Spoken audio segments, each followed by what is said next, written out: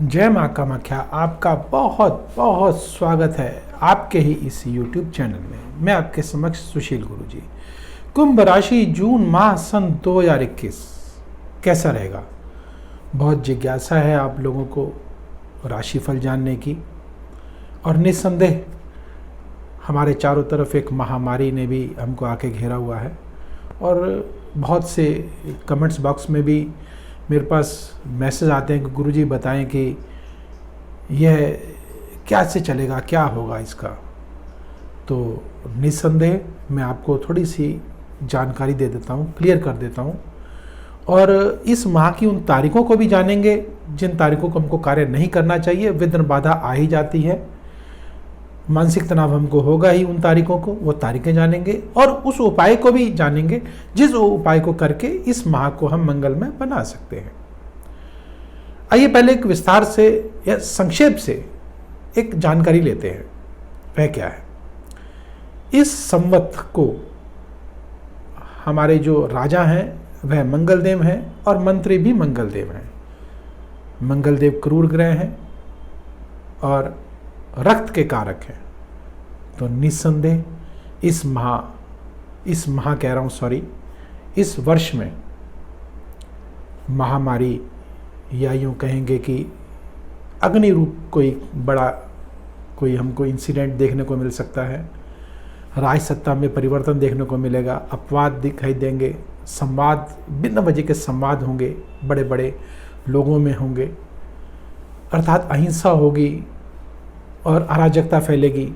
ये सब इस वर्ष है ही। अब इसको सिर्फ हम देखिए, बरसात होती है तो हम छाता ले लेते हैं, उसी प्रकार से हम छाते की तरह प्रयोग करेंगे, बरसात को रोक नहीं पाएंगे। तो हमारी कुंडलियों में भी बिल्कुल ठीक वैसी स्थिति बनती है कि हमारी जो व्यक्तिगत कुंडली है उसमें कौन से ग्रह की क्या पोजीशन है, हमको वो जरूर आंक लेना चाहिए। हम सबसे पहले आपको बता देते हैं कि राहु की स्थिति को अवश्य आंक लें कि राहु आपकी कुंडली में कौन से भाव पर विराजित है। जिस भाव पर भी वो अगर विराजित है तो वो उच्च के हैं या नीच के हैं, उसकी क्या स्थिति है, उसके अनुसार ही यह आपका पूरा वर्ष, या यूं कहेंगे कि मंगल देव की भी स्थिति जानेंगे। लेकिन जन्म कुंडली में ये ध्यान रखिएगा, किसी योग्य विद्वान को दिखाएं और आपको अवश्य कोई न कोई सटीक जानकारी मिलेगी, और उपाय करें, और आपको इस जो आपदाएं हैं या संकट हैं, आर्थिक संकट है और भी कई तरह के संकट हमारे समक्ष हैं, उनसे मुक्ति आप अवश्य पालेंगे।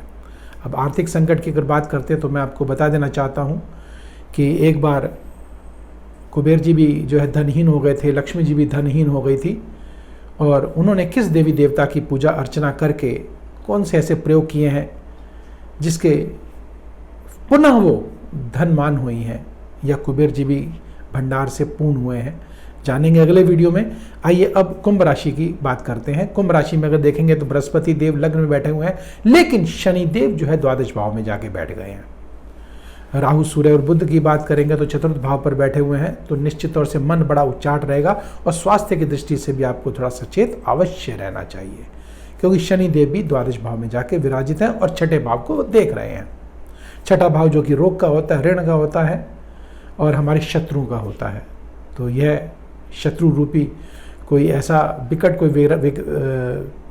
रूप, विराट रूप कोई हमारे सामने ना आए, उसके लिए एक छोटा सा उपाय करेंगे। आइए पहले उन तारीखों को भी जान लेते हैं जिन तारीखों को हमको कार्य नहीं करना, टाल देना चाहिए। उन तारीखों को, वह तारीखें कौन सी है नोट कर लीजिएगा। 6, 7, 15, 16, 23 और 24। भूल कर भी इन तारीखों को कार्य ना करें। अगर करना भी पड़े तो एक छोटा सा उपाय है, आप एक मुखी रुद्राक्ष को आप अपने हृदय में अवश्य लगा कर रखें, अर्थात धारण कर लीजिएगा।